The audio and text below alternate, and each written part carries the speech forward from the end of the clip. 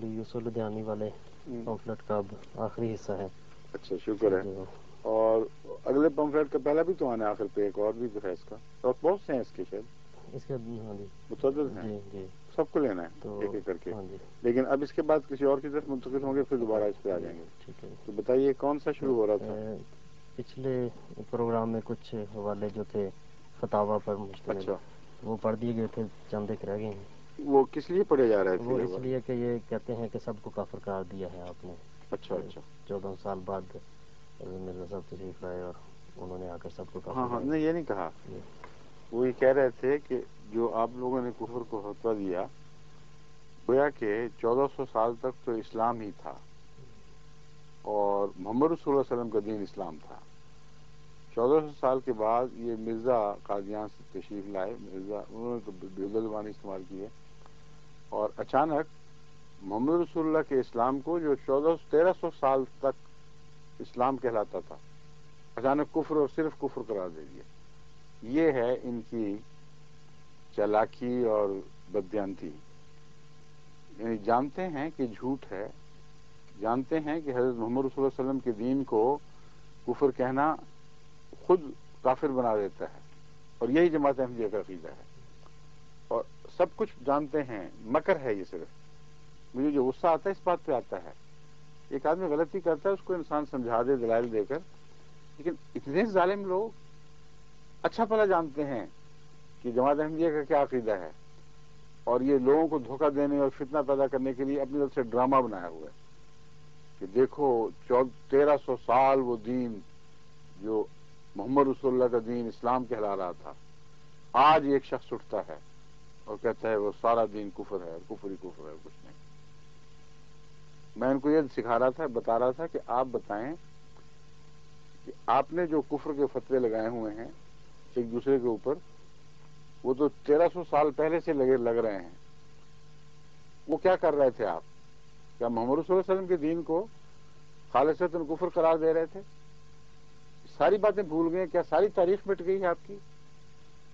اس سمے میں حوالے پڑھ رہا تھا. فتویٰ مولوی عبدالکریم ناجی داغستانی، حرم شریف مکہ. مطبوعہ اہل سنت والجماعت بریلی. کہتے ہیں ہم الکفرۃ الفجرۃ قتلہم واجب علی من لہ حد ونسل وافر، بل ہوا افضل من قتل الف کافرین چاہیے یہاں، یہ چیز لگی ہوئی ہے.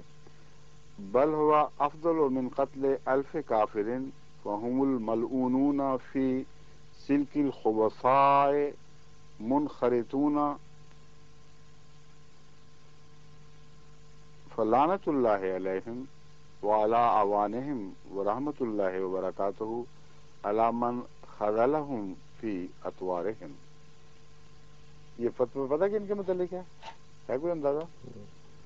یہ جو ہمارے ہیں یوسف صاحب لدھیانی، ان کے متعلق، ان کی ہم قوموں ہم خیالوں کے متعلق یہ فتویٰ ہے، اور یہ فتویٰ مکہ مدینے سے شائع ہوا ہے. حرم شریف مکہ میں بیٹھ کر یہ بزرگ عالم مولوی عبدالکریم ناجی صاحب یہ فتویٰ لکھ رہے ہیں. بزرگ سے مراد میری ہے کہ معمر ہوں گے، اللہ بہتر جانتے بزرگ تھے کہ نہیں. اب فتوے کا ترجمہ یہ ہے، یہ دیوبندی اہل حدیث وہ سب جو بریلوی سے باہر ہیں، ان کا ذکر میں یہ چل رہا ہے سلسلہ.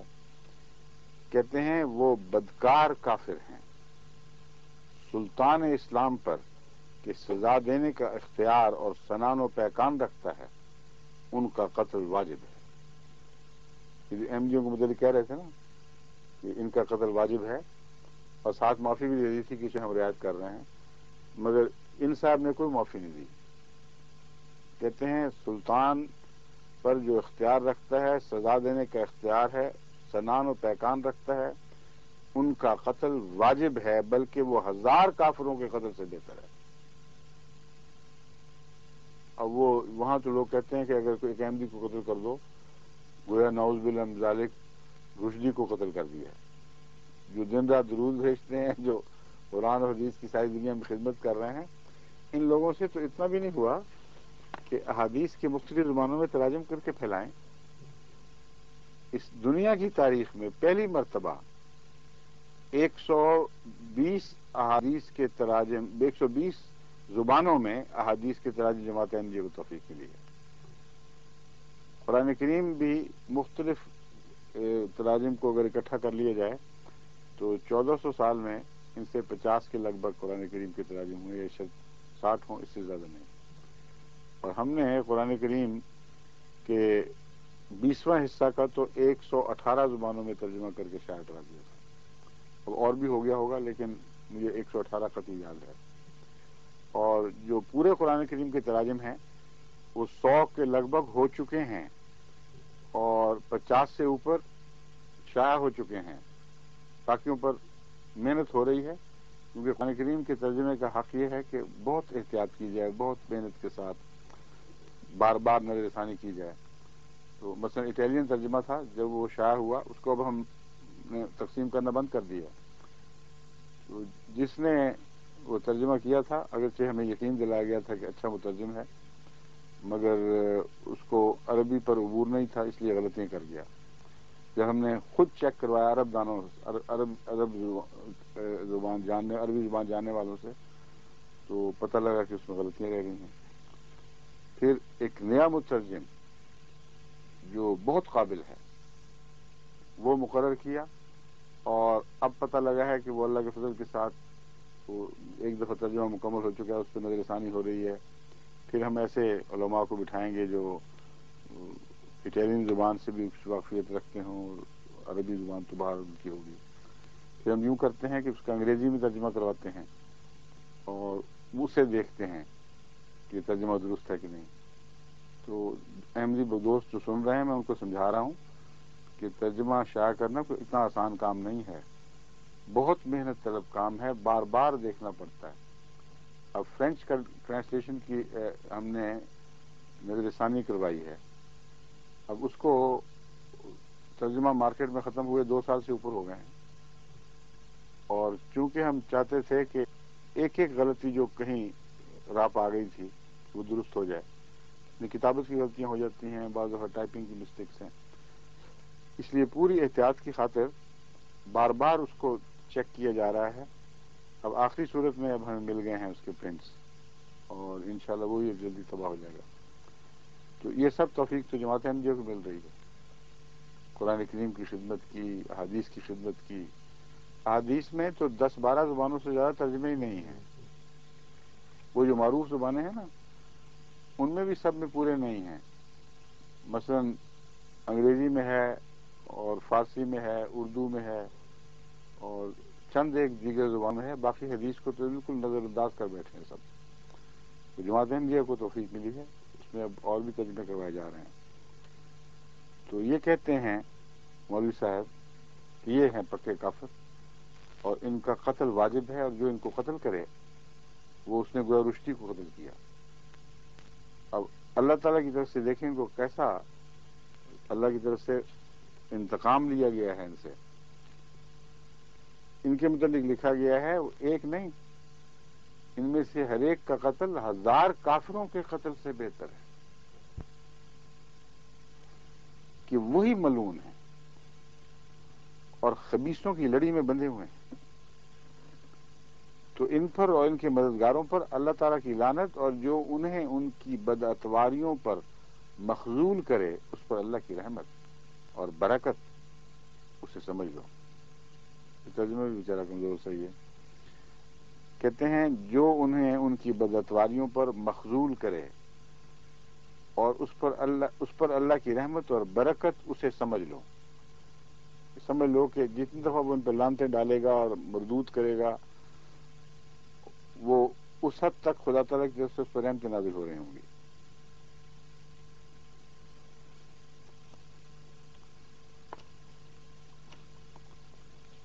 ان کا جو ان کے عنوانات ہیں دینے والے فتویٰ دینے والے کے، وہ ہیں فاضل کامل، نیکو خصائل، صاحب فیض یزدانی، مولوی عبد الکریم ناجی داغستانی، حرم شریف، مکہ میں بیٹھ کر یہ فتویٰ لکھا گیا ہے.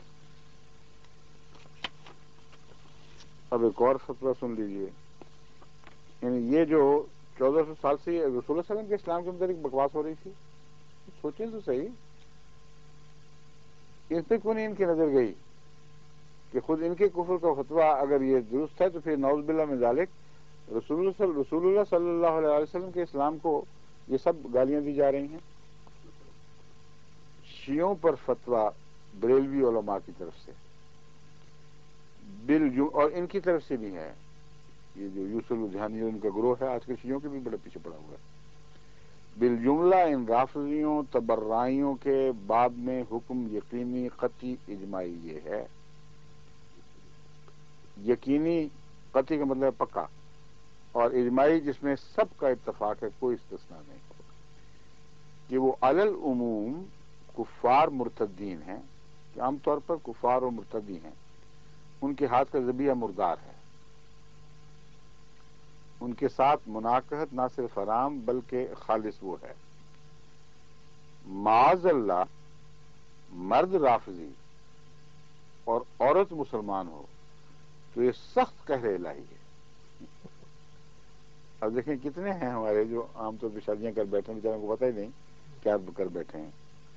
اگر مرد سنی اور عورت ان خبیثوں کی ہو، جب بھی نکاح ہرگز نہ ہوگا، محض فلاں فلاں بات ہوگی. تو یہ فتوے دیکھیں ان کے، اس طرح مولوی کی نظر ہی نہیں پڑتی کہ ہم ایک دوسرے کے متعلق کس قدر گند اچھال چکے ہیں، بکواس کر چکے ہیں. اور جماعت احمدیہ کے فتویٰ اس کے مقابل پر اتنا نرم اور شریفانہ ہوتا ہے کہ ان کے لیے اس میں سے جگہ سخت جگہ تلاش کرنی مشکل ہو جاتی ہے.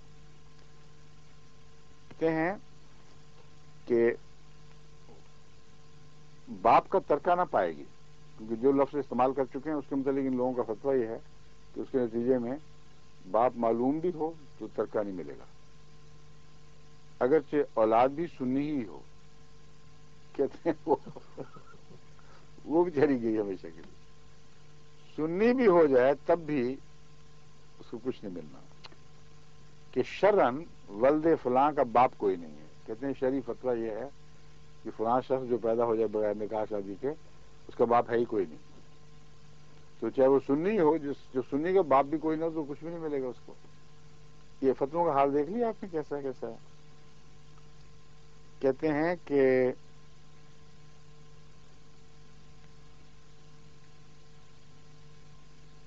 اگرچہ اولاد بھی سنی ہی ہو، عورت نہ ترکے کی مستحق ہوگی نہ مہر کی، نہ کہ فلاں قسم کی اوباش عورت کے لیے مہر مقرر ہی نہیں ہے. رافضی اپنے کسی یہ بیچاری شیعہ معصوم بچی جو شادی کرتی ہے سنیوں سے، یہ اس بیچاری معصوم بچی کے اوپر یہ گند بولا جا رہا ہے. رافضی اپنے کسی قریب حتیٰ کہ باپ بیٹے ماں بیٹی کا بھی ترک پاس. لو جی اور بھی چھٹی.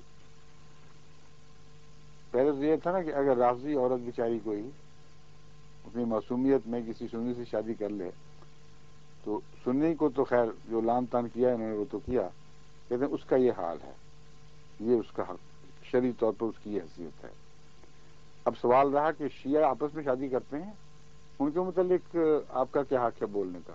کہتے نہیں ہمارا ہے ایک شرعی فیصلہ ہے جو ہمیں ضرور سنانا ہے. کہتے ہیں وہ یہ ہے کہ رافضی اپنے کسی قریب، رافضی سے مراد شیعہ ہے، حتیٰ کہ باپ بیٹے ماں بیٹی کا بھی ترکہ نہیں پا سکتا.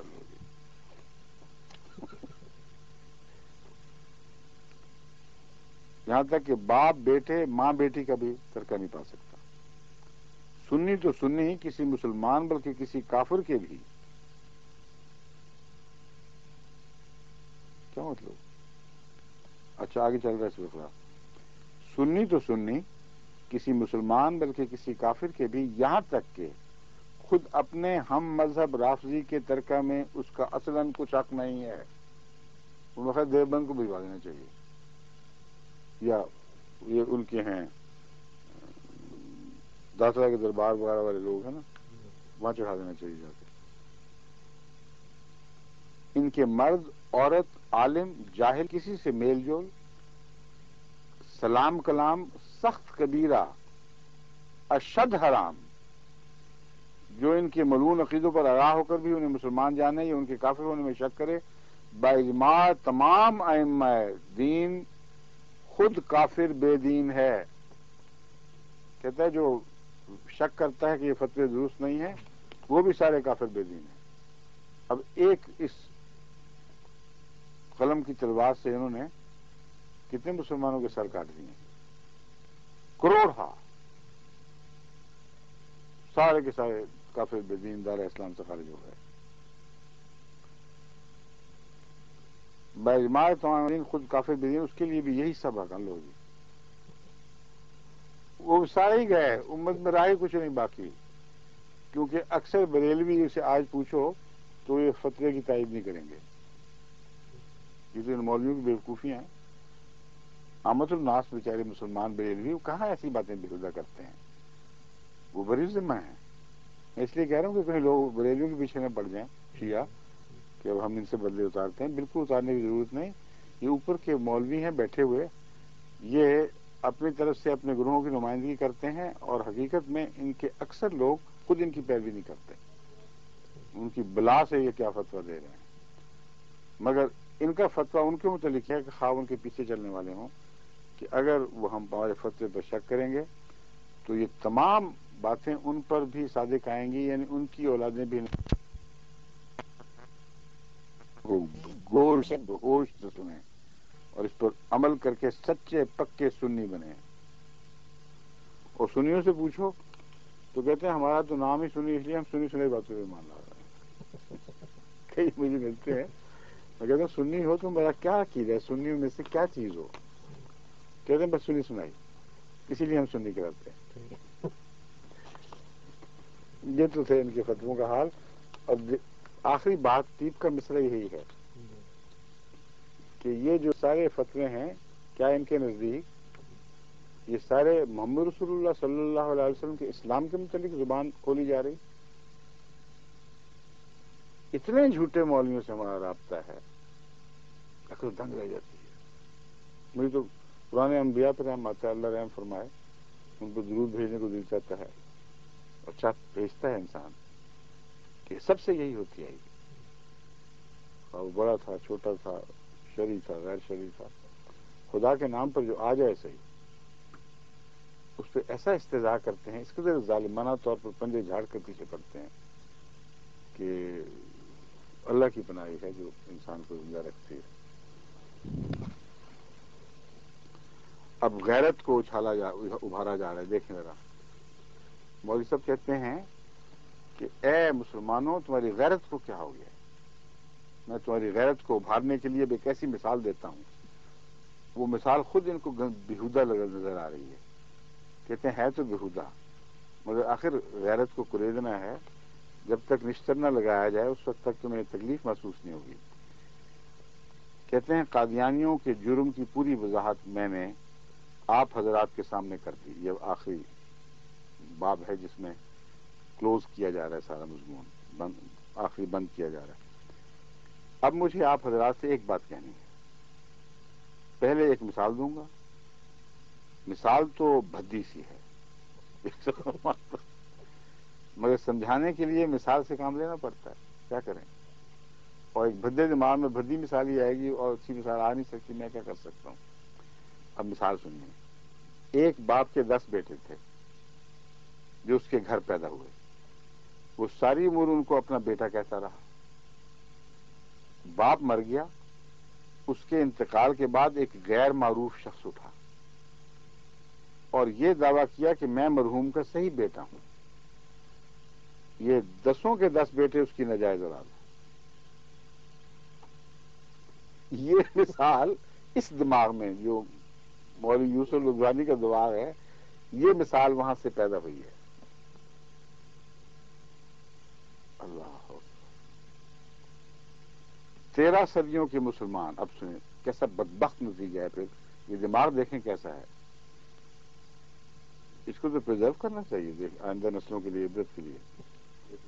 13 صدیوں کے مسلمان حضور صلی اللہ علیہ وسلم کی روحانی اولاد تھی، یہ فتویٰ دیا. 14ویں صدی کے شروع میں مرزا غلام احمد قادیانی کھڑا ہوا. اس نے کہا حضور کی روحانی اولاد صرف میں ہوں, باقی سارے مسلمان کافر ہیں. جس کا مطلب یہ ہے کہ پوری امت کے مسلمان حضور کی روحانی اولاد نہیں بلکہ نعوذ باللہ ناجائز اولاد ہیں.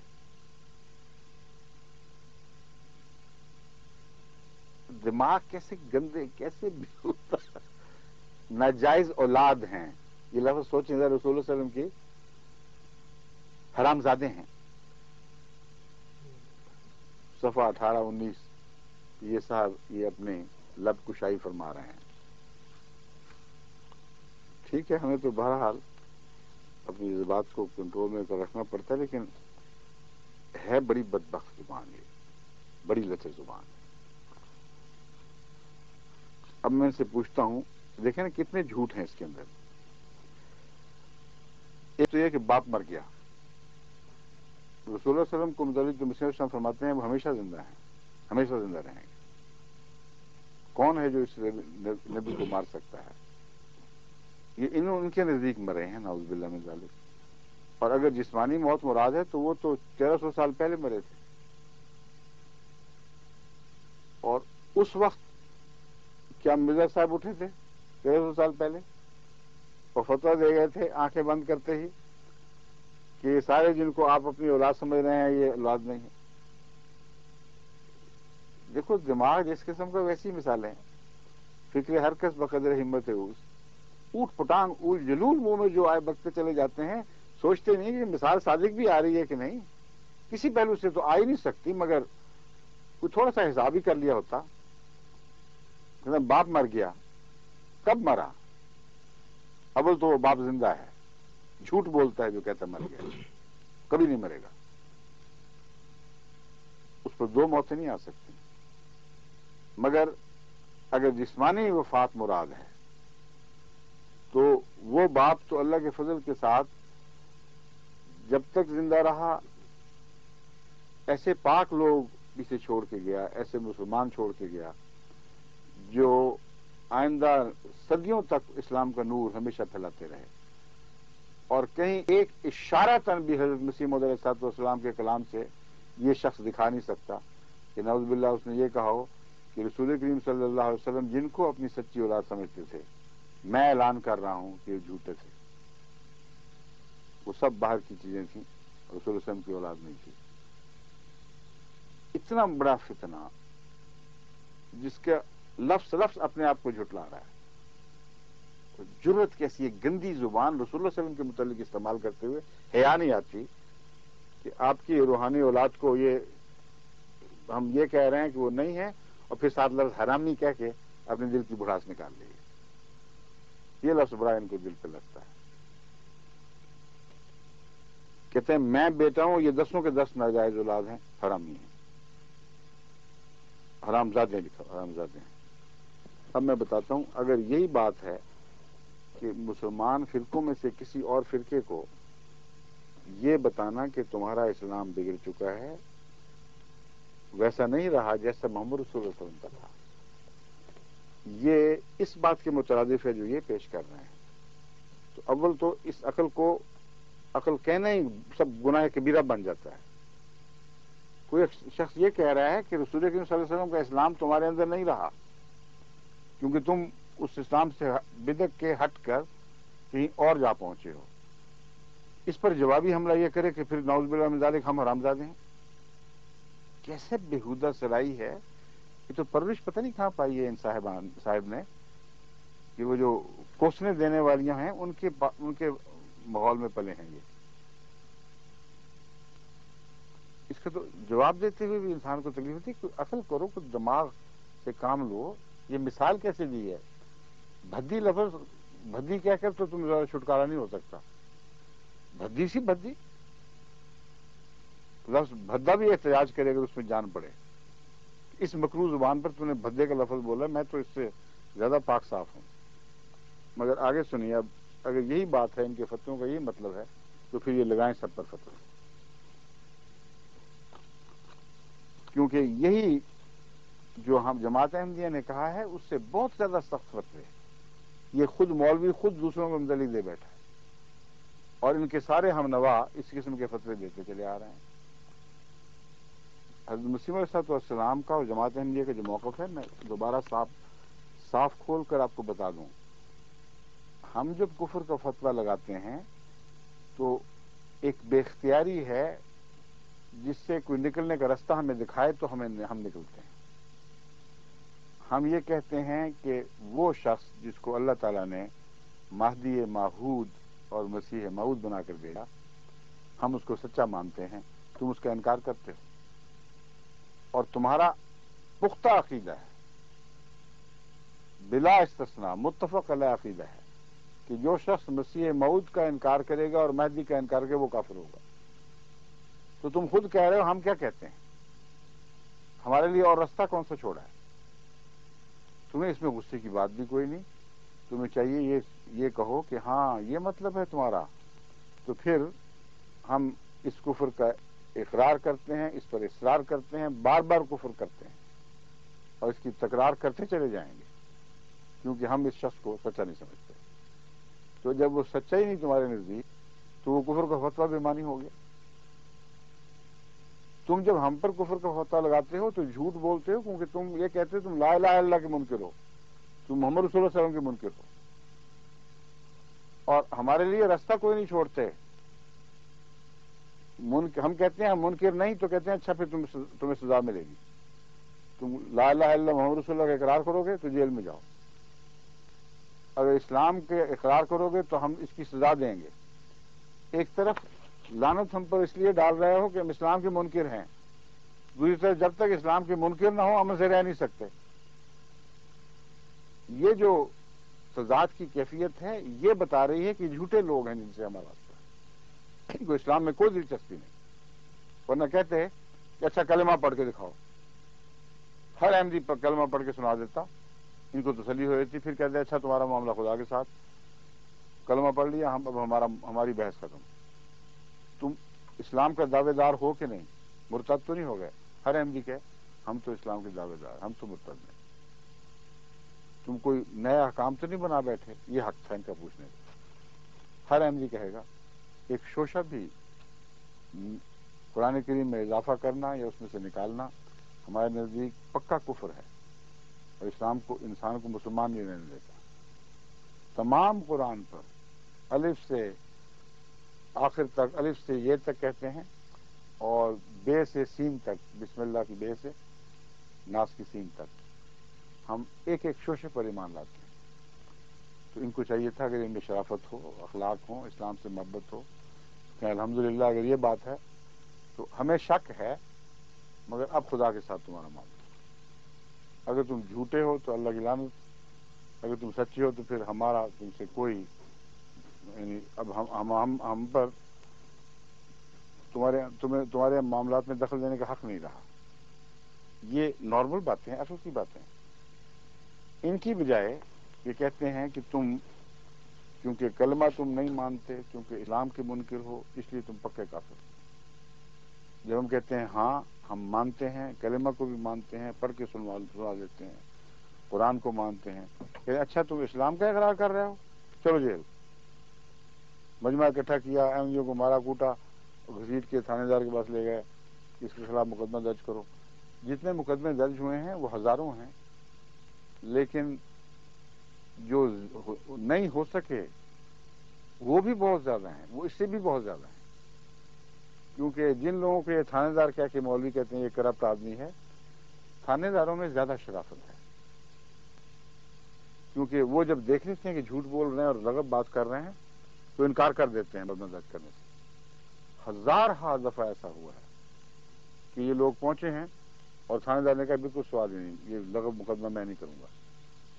بلکہ بعض جگہ بڑی جرت کے ساتھ ایس پی نے، اے ایس پی نے یا علاقہ مجسٹریٹ نے ان مولویوں سے احمدیوں کو بچایا. انہوں نے کہا کہ خبردار جو تم نے ان کے معاملے میں دخل دیا، یہ اپنے گھر میں جو چاہیں کریں، جو چاہیں مسجدوں میں پڑھیں، تمہیں ہم اندر نہیں آنے دیں گے. ایسے شرفا بھی پاکستان میں ہیں، ان طبقوں سے جن کو کہتے ہیں کہ یہ ردی اور ذلیل ہو چکے ہیں، کرپٹ ہو چکے ہیں، اور اپنا یہ حال ہے کہ جھوٹ سے کوئی دلیر نہیں، کوئی شرم، کوئی خوف خدا نہیں ہے. ایسی سی باتیں ہمارے متعلق کرتے ہیں، ایسی سی زبان کھولتے ہیں کہ محمد رسول اللہ علیہ وسلم کی طرف پھر وہ بات منسوخ کرتے، کوئی حیا نہیں آتی. اب بتائیں اس قانون کا کیا فائدہ جس میں رسول اللہ علیہ وسلم کی حد تک کی سزا موت ہے؟ سلمان رشدی تو یہ بنے ہوئے ہیں کہ رسول اللہ علیہ وسلم کے متعلق یہ تصور باندھ رہے ہیں کہ نعوذ باللہ من ذالک 1400 سال تک آپ کی اولاد حرامی قرار دی گئی ہے. یہ کہنا ہی لفظ بہت ہی خبیثانہ لفظ ہے، بہت ہی بے شرمی. میں تو سخت لفظ آگے سے استعمال نہیں کر سکتا، مگر اللہ تعالیٰ کی لعنت تو باہر آنے پڑے گی، اس کو تو کوئی روک نہیں سکتا. اور خود فتوے دیکھ لیجئے کہ آپ یہ 1400 سال کے اسلام پر لعنتیں ڈال رہے ہیں. کہتے ہیں مفتی اعظم ہند کا فتویٰ ہے یہ جو میں پڑھ کے سنا رہا ہوں، الملفوظ حصہ دوم صفحہ 97 98 مرتبہ مفتی اعظم ہند.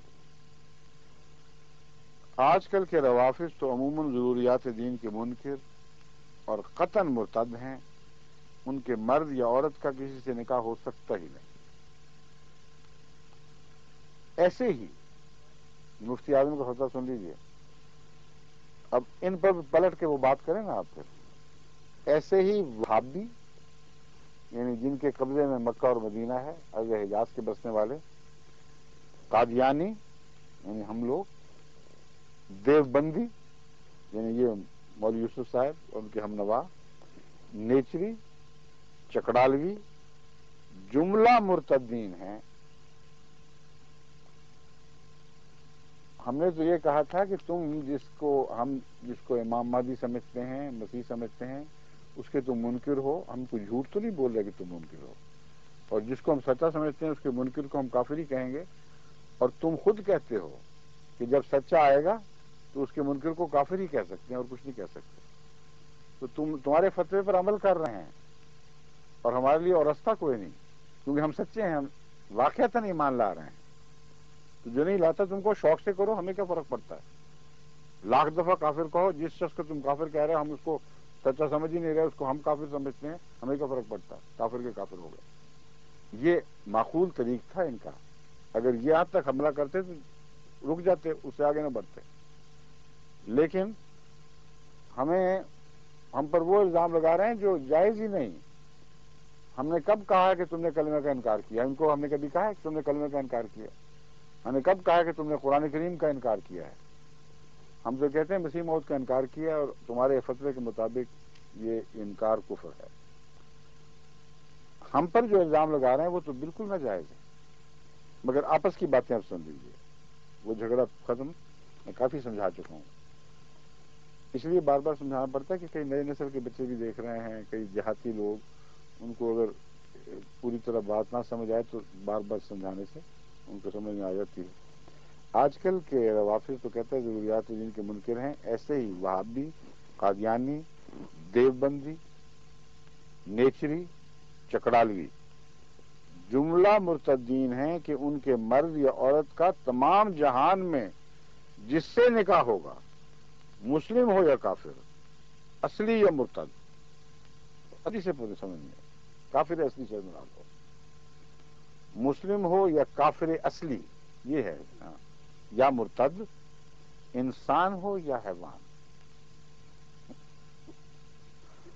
کیا بات ہے! کہتے ہیں اندھے کو اندھیرے میں بہت دور کی سوئی. یہ فتویٰ دینے والے جو ہے نا مفتی اعظم ہندوستان، سوچے ذرا ان کے دماغ کی پہنچ دیکھیں کہاں کہاں تک. کہتے ہیں ناوک نے تیرے سید نہ چھوڑا زمانے، تڑپے ہے مرغ قبلہ نما آشیانے میں. وہ ایک جس طرح کسی بچے کے کھیل کے لیے وہ قبلہ نما مرغ ہوتا ہے نا، وہ آشیانے میں بند تھا. کہتا ہے تیرے نگاہ کے تیر نے کسی پرندے کو، کسی جاندار کو باقی نہیں چھوڑا. ایسا لگا ہے ہر ایک پر. تڑپے ہے مرغ قبلہ نما آشیانے. وہ مرغ جو تھا اس کا نام ہی بیچارے کا مرغ تھا، صرف ویسے مرغ نہیں تھا، اس کو بھی کھا گیا تیری جو نظر کٹی. کہتے ہیں ان کا بھی یہ حال ہے. انہوں نے سوچا کہ انسانوں میں تو کوئی باقی رہا نہیں، تو اب نظر کو زیادہ وسیع کیا جائے.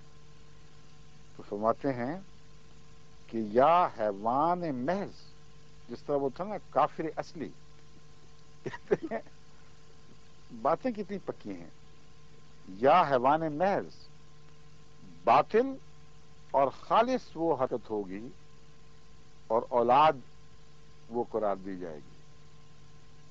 اب کر لیں نکاح۔ جو لفظ مولوی صاحب ہماری طرف منسوب کر رہے تھے یہ وہ لفظ بول رہے ہیں، کہتے ہیں سب لوگ تم وہ ہو، اور الرغم تمہاری باتوں کے، تمہاری مخالفتوں کے، خوب کھلا کھلا کہہ رہے ہیں یہ فتوے شائع شدہ ہیں، موجود ہیں، ان کی کتابوں کو جلانے کی تمہیں مجال نہیں ہے، ہمت نہیں ہے، ان پر یہ فتویٰ دو نا آپ کہ نعوذ باللہ من ذالک تم نے حضرت محمد رسول اللہ علیہ وسلم کی امت کو، آپ کی اولاد کو یہ کچھ کہا ہے، اور آج تم اجنبی آدمی پیدا ہو گیا 1300 سال کے بعد اور یہ فتویٰ دے رہا ہے کہ گویا رسول اللہ علیہ وسلم کی اولاد تمام کی تمام نعوذ باللہ ایسی تھی۔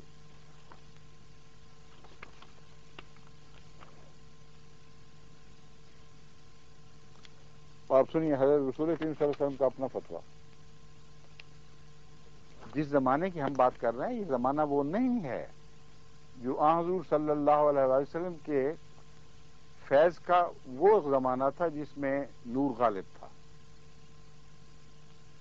اور اس کے متعلق رسول کریم صلی اللہ علیہ وسلم فرماتے ہیں کہ 3 نسلوں تک یہ سلسلہ چلتا رہے گا، نور غالب رہے گا، پھر بدقسمتی سے آہستہ آہستہ ایک ظلماتی رات چھانے لگ جائے گی یہاں تک کہ وہ گہری ہو جائے گی۔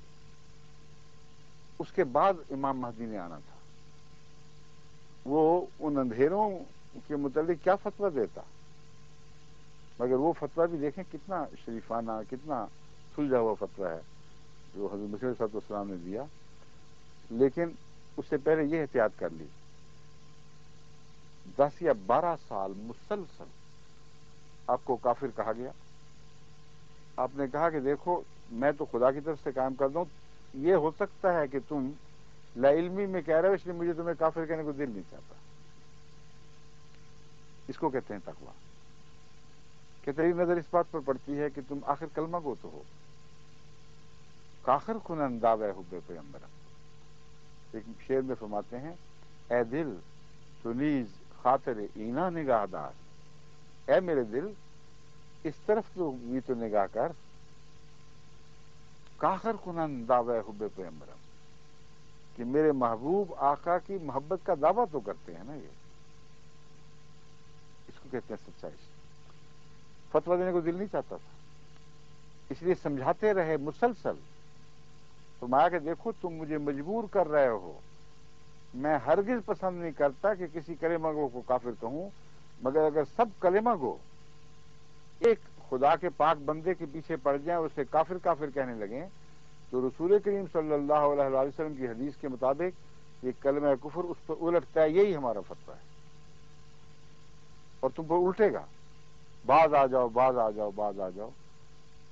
12 سال تک یہ کیفیت تھی کہ حضرت نواب محمد علی خان صاحب جو حضرت مسیح صلی اللہ علیہ وسلم کے ایک اقربا میں سے بھی تھے اور بہت صحابہ میں بھی ایک خاص مرتبہ والے انسان تھے، بہت بلند مرتبہ انسان تھے،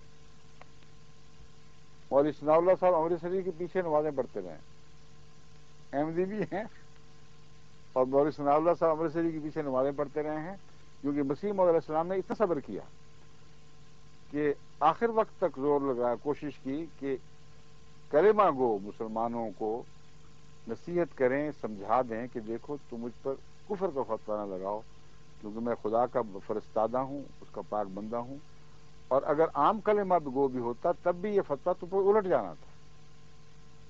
اس سے پہلے کہ آپ کی زندگی میں کوئی فتویٰ بازی دکھائی نہیں دیتی، جبکہ سارے علماء فتویٰ بازیوں میں مشغول تھے۔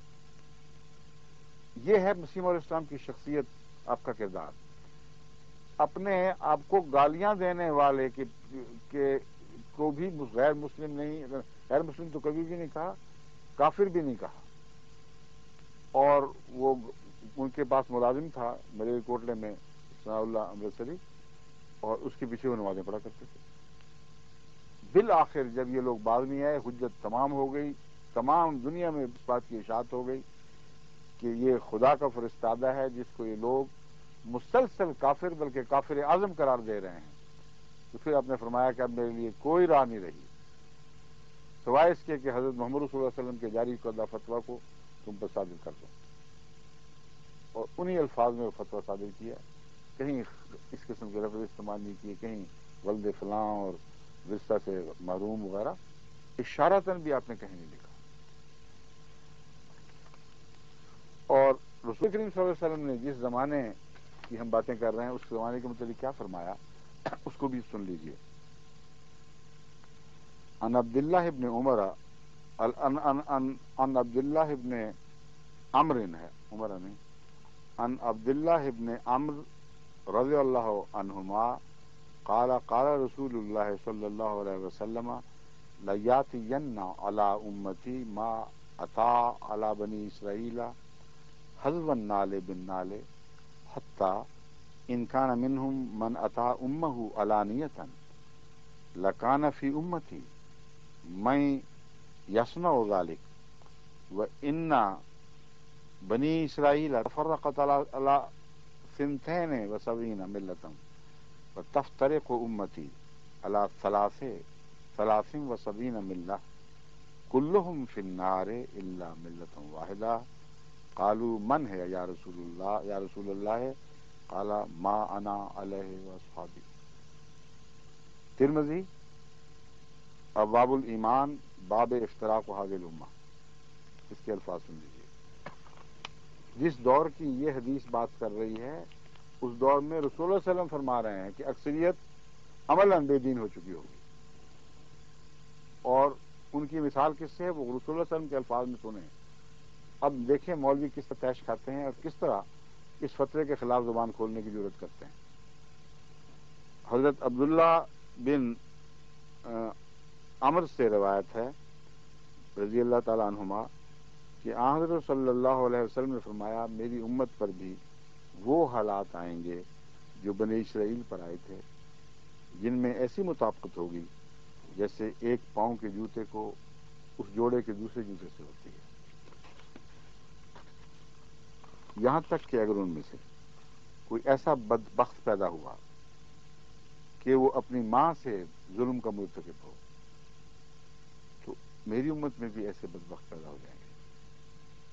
اور پاکستان اور ہندوستان کے اخبارات کو آپ دیکھ لیں، یہ رسول اکرم صلی اللہ علیہ وسلم کی جو انذاری پیش گوئی تھی بالکل اسی طرح پوری ہو چکی ہے۔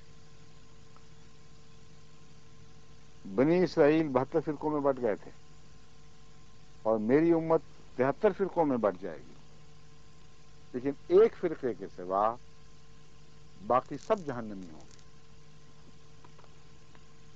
فرماتے ہیں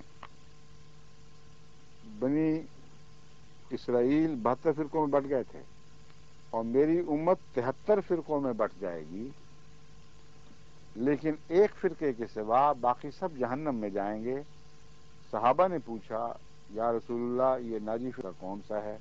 حضور نے فرمایا وہ فرقہ جو میری اور میرے صحابہ کی سنت پر ہو یا اس کا حال ویسا ہو جو میرا اور میرے صحابہ ما انا علیہ واصحابی، جس حال پر مجھے دیکھتے ہو یا جس مسلک پر مجھے دیکھتے ہو اس پر جس کو دیکھو گے وہی فرقہ سچا ہوگا۔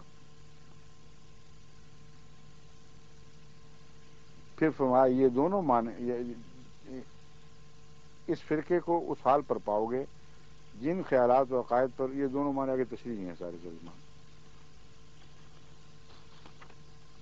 جو حدیث کے اصل الفاظ ہیں وہ یہاں ختم ہوتے ہیں۔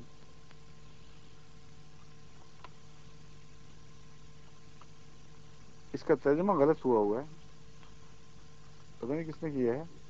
اس کی وجہ یہ ہے کہ جب میں پڑھ رہا تھا ترجمہ تو ایک جگہ جا کے مجھے یہ فوراً احساس ہوا کہ ترجمہ غلط ہو گیا۔ رسول اللہ صلی اللہ علیہ وسلم نے یہ نہیں فرمایا کہ 73 فرقے ہو جائیں گے، آپ نے فرمایا 72 فرقے اور ایک جماعت، یہ ہیں۔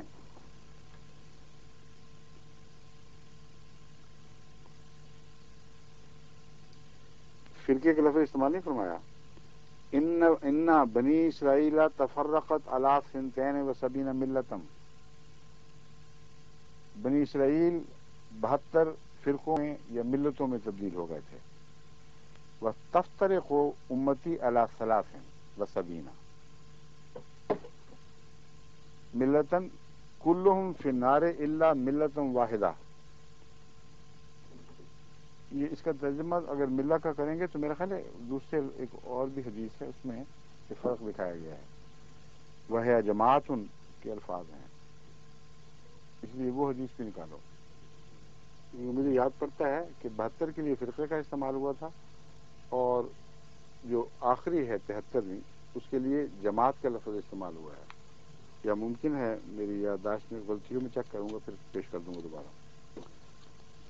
قال من ہے یا رسول اللہ، وہ ایک کون ہے؟ فرمایا ما انا علیہ وصحابی، جس حال پر مجھے دیکھ رہے ہو، جس مسلک پر مجھے دیکھ رہے ہو، دونوں معنی بنتے ہیں، اور میرے صحابہ کو ویسے ہی ہوگا. امام عبد الوہاب رحمۃ اللہ علیہ، جو ایک حجاز کے چوٹی کے مواحد بزرگ گزرے ہیں، جن کے نام پر اب وہابی فرقہ چل پڑا ہے، اور بڑی بھاری اکثریت حجاز میں اسی فرقے کی ہے. وہ لکھتے ہیں وہ حدیث نبوی ستفترق هذه الامت علی 73 فرقۃ، یہ دیکھیں فرقہ لفظ استعمال کیے، ملہ نہیں ہے. ستفترق هذه الامت علی 73 فرقۃ كلهم فی النار الا واحدۃ، اور اس واحدہ کے لیے آگے پھر ہے جماع ہے لفظ. اس لیے سب حدیثیں جوڑو گے تو یہ مضمون نکلا ہے بیچ میں سے. کہتے ہیں یہ جو حدیث ہے فَهَذِهِ الْمَسْأَلَةُ أَجَلُّ الْمَسَائِلِ، یہ کوئی معمولی بات نہیں ہے، یہ مسائل میں روشن ترین اور اہم ترین مسائل میں سے ہے. فَمَنْ فَهِمَهَا فَهُوَ الْفَقِيهُ وَمَنْ عَمِلَ بِهَا فَهُوَ الْمُسْلِمُ، جو اس بات کو سمجھ جائے وہی فقیہ ہے، اور جو اس پر عمل کرے وہی سچا مسلمان ہے. سیرت رسول اللہ صلی اللہ علیہ وسلم، صفحہ 13-14، الامام محمد بن عبد الوہاب، مطبوع قاہرہ.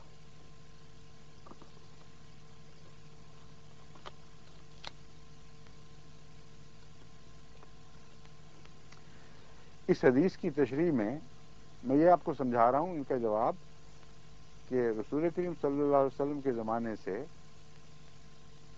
اب تک کے ہر زمانے کے ہر مسلمان کو کافر یا نعوذ باللہ من ذالک آپ کی ناجائز اولاد قرار دینے کا خبیثانہ تصور صرف مولوی صاحب کے دماغ میں ہے. کسی بھی مسلمان عالم نے یہ بات لکھی ہی نہیں کبھی. مسیح موعود پر تو حملہ کر رہے ہیں. میں یہ بتانا چاہتا ہوں کہ آج تک کبھی کسی مسلمان عالم نے، جنہوں نے سخت سے سخت الفاظ میں فتوے دیے ہیں، انہوں نے بھی یہ بات لکھی.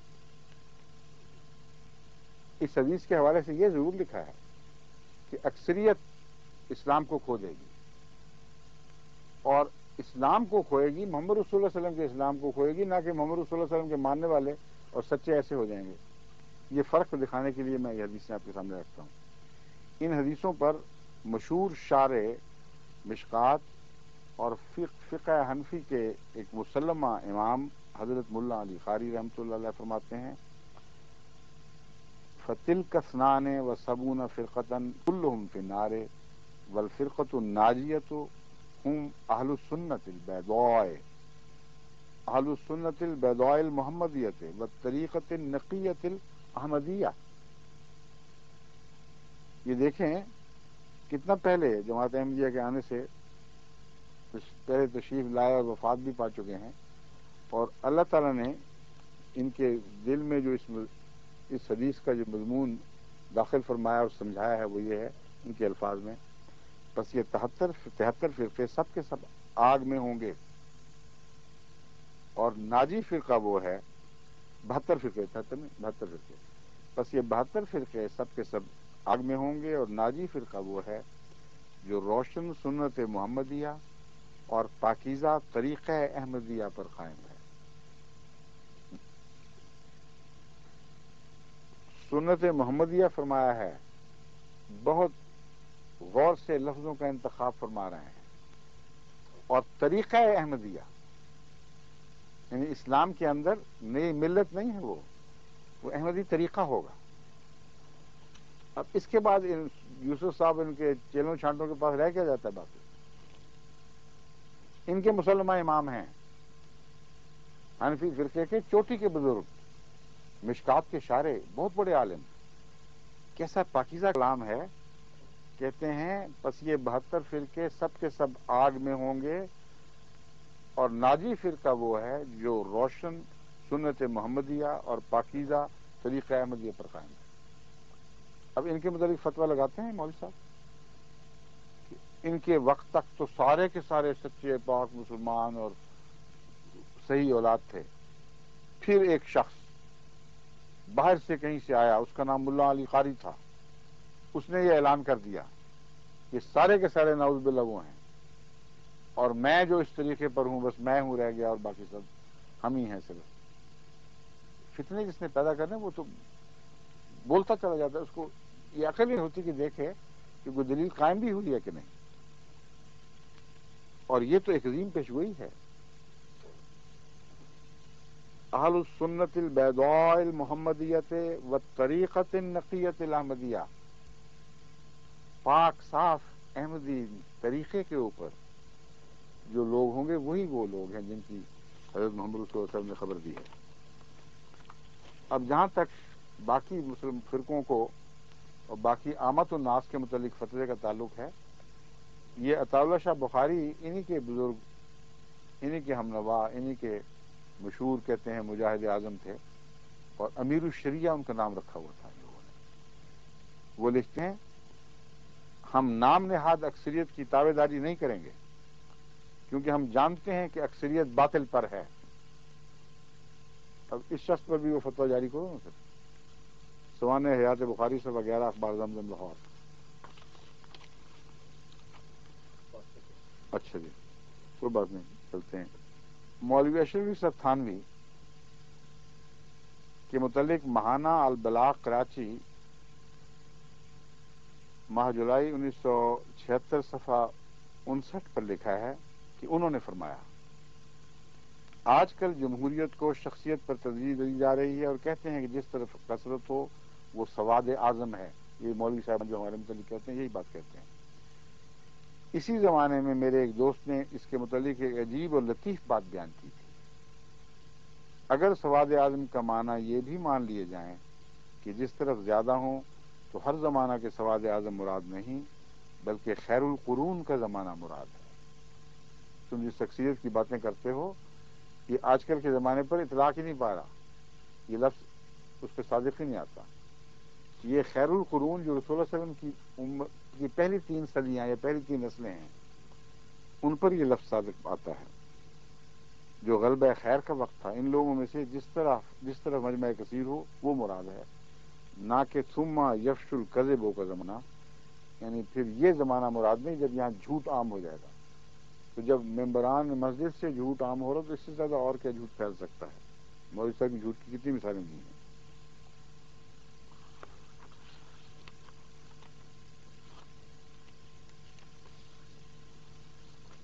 ابن عمر فرماتے ہیں خطبنا عمر بالجابیت فقال یا ایھا الناس انی قمت فیکم کمقام رسول اللہ صلی اللہ علیہ وسلم فینا کمقام رسول اللہ صلی اللہ علیہ وسلم فینا.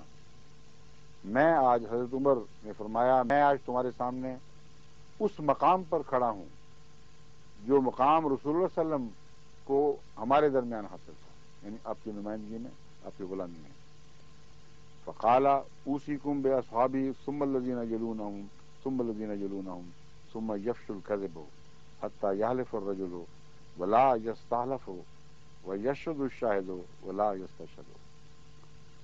یعنی یہی وہ جو کذب کے پھیلنے کا زمانہ ہے یہ اسی کی بات کرتے ہیں. اور رسول اللہ صلی اللہ علیہ وسلم میں حضرت عمر کی طرح حوالہ دے رہا ہوں کہ انہوں نے جو کذب پھیلنے کی بات کی تھی یہ اس حدیث پر مبنی ہے. آگے میں آپ کو ایک جلدی میں ایک حوالے چھوڑ کر پھر ایک بات سناتا ہوں مولوی مودودی صاحب کہ ترجمان القرآن کے نزدیک آج کل مسلمانوں کا کیا حال ہے.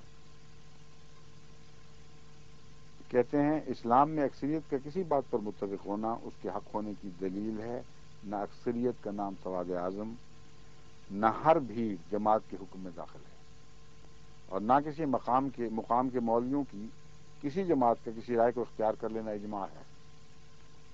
اس مطلب کی تائید اس حدیث نبوی سے ہوتی ہے جو عبداللہ بن عمر یا عبداللہ بن عمر رضی اللہ تعالیٰ عنہ سے بنی الفاظ مروی ہے۔ آگے وہی حدیث درج ہے بنی اسرائیل کے 72 فرقوں والی، اور اس کی تائید بھی یہ فرما گئے ہیں کہ یہ حدیث ٹھیک ہے۔ سب جہنم میں پڑ جائیں گے بجز ایک کے۔ لوگوں نے پوچھا یہ کون ہوں گے یا رسول اللہ؟ آپ نے فرمایا وہ جو میرے اور میرے صحابہ کے طریقے پر ہوں گے۔ اس کے بعد ترجمان القرآن لکھتا ہے یہ گروہ نہ کثرت میں ہوگا نہ اپنی کثرت کو اپنے برحق ہونے کی دلیل ٹھہرائے گا، بلکہ اس امت کے 73 فرقوں میں سے ایک ہوگا، اور اس معمول دنیا میں اس کی حیثیت اجنبی اور بیگانہ لوگوں کی ہوگی۔ اب وہ یاد ہے مولوی صاحب نے کیا فتویٰ دیا تھا؟ پھر ایک اجنبی بیگانہ اٹھا اور اس نے یہ باتیں کہیں۔ اجنبی اور بیگانہ تو تھا تمہارے لیے، مگر وہ باتیں نہیں کہیں جو تم نے کہیں۔ اس اجنبی کے متعلق دوسرے مسلمان علماء نے کیا کہا اس کی سن لیجیے۔ جیسا کہ فرمایا بدا الاسلام غریبا و سیعود غریبا کما بدا فطوبى للغرباء۔ کہتے ہیں پھر وہ اجنبی جو ہے بیگانہ لوگوں کی جیسی مثال ہوگی، جیسے رسول اللہ صلی اللہ علیہ وسلم نے فرمایا تھا کہ اسلام غریب تھا پھر آخر پہ غریب ہو جائے گا۔ فطوبى للغرباء، خوشخبریاں ہوں، اچھی بھلائیاں ہوں ان غرباء کے لیے جو امت کی آخر پر پیدا ہونے والے ہیں، اور وہ ہمارا فرقہ ہے۔ بس جو جماعت اپنی کثرت سے تعداد کی بنا پر اپنے آپ کو جماعت قرار دے رہی ہے، اس پر اللہ کا ہاتھ ہے، اس کے لیے تو اس حدیث میں امید کی کوئی کرن نہیں، کیونکہ اس حدیث میں اس جماعت کی دو علامتیں نمایاں طور پر بیان کر دی گئی ہیں۔ ایک تو یہ کہ وہ حضرت صلی اللہ علیہ وسلم اور آپ کے صحابہ کے طریق پر ہوگی، دوسری یہ کہ نہایت اقلیت میں ہوگی۔ اب آپ کے 72 فرقوں کا تو اتفاق ہو گیا ہے، اس تھیلی میں جتنے چٹے پٹے آ چکے ہیں وہ تو متفق ہیں کہ ہم عظیم اکثریت ہیں، اور اس قلیل جماعت احمدیہ کو اپنے سے نکال کے باہر پھینکتے ہیں۔ اب بتائیں وہ قلیل جماعت کون سی؟ ذرا سا غور فکر کریں کہ ان کے فتووں کی، ان کی زبان ہی کچھ شاید ان کو عقل آ جائے، سمجھ آ جائے کہ ہم کیا باتیں کر رہے ہیں۔ ان میں کوئی سچائی نہیں، کوئی شرافت نہیں، زیب نہیں دیتا امت محمدیہ میں رسول اللہ صلی اللہ علیہ وسلم کی طرف منسوب ہو کر علماء ایسی باتیں کریں۔ اچھا جب اجازت چاہتا ہوں، خدا حافظ۔